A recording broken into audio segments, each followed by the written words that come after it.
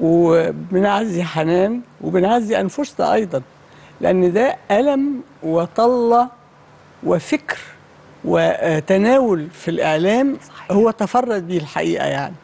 فربنا يرحمه ألف رحمة. وبس عايزة أقول إنه بيتهيألي إن كلنا عندنا غصة النهاردة إنه مفيد فارقنا إلى السماء.